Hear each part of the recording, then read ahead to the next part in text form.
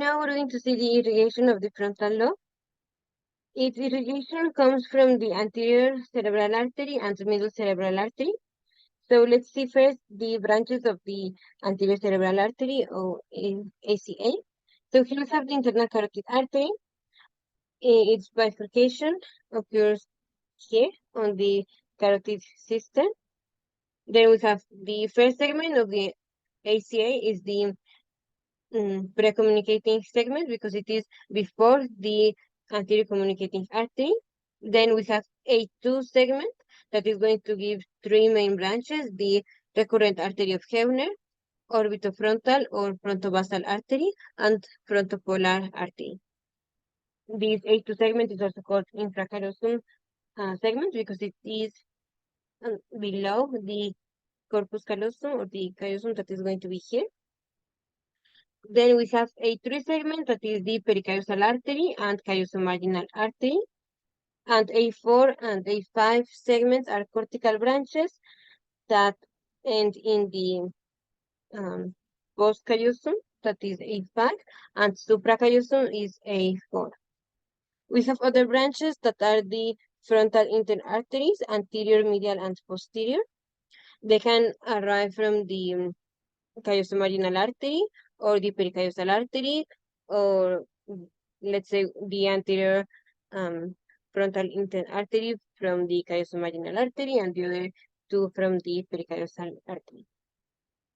So we have these 8 main branches that irrigate the frontal lobe. We have orbitofrontal artery, frontopolar artery, callosomarginal artery, pericallosal artery, the 3 frontal intern arteries, and the other is the branch of the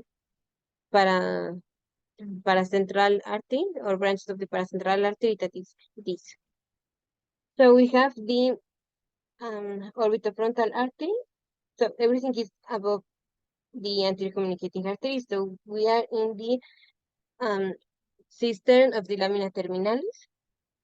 So here is the recurrent artery of Hebner, and here is the orbitofrontal artery that is going to exit the cistern of the lamina terminalis, is going through the lateral membrane of the cistern of the lamina terminalis, and is entering into the olfactory system that is around the olfactory tract and pole.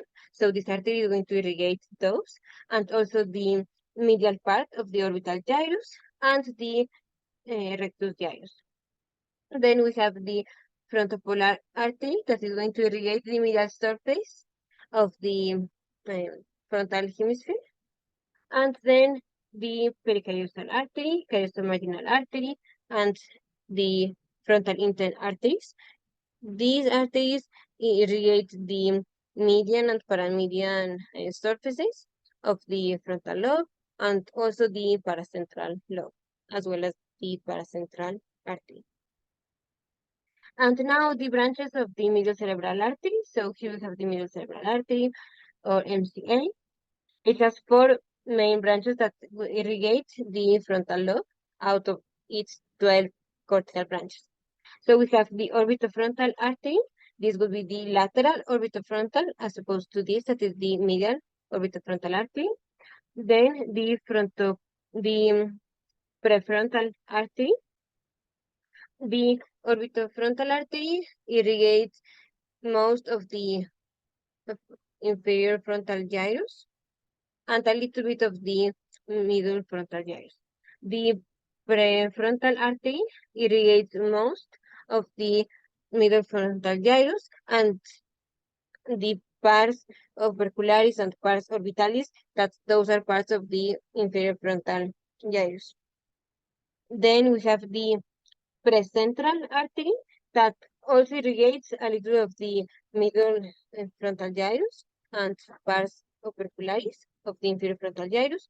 And lastly, we have the central artery that irrigates the motor stream in the frontal lobe and the somatosensory cortex in the parietal lobe. So we have 8 arteries that irrigate the frontal lobe coming from the anterior cerebral artery, and 4 arteries or branches that come from the middle cerebral artery that irrigate the frontal lobe, and these 4 branches arise from the Sylvian fissure. Knowing the arteries is important to approaches for aneurysm clipping or arteriovenous malformation, because in AVMs, depending on the side or the surface of the, let's say, frontal lobe is involved, is going to be the arteries that will be involved, or the feeding arteries that we need to occlude during the resection of the AVMs.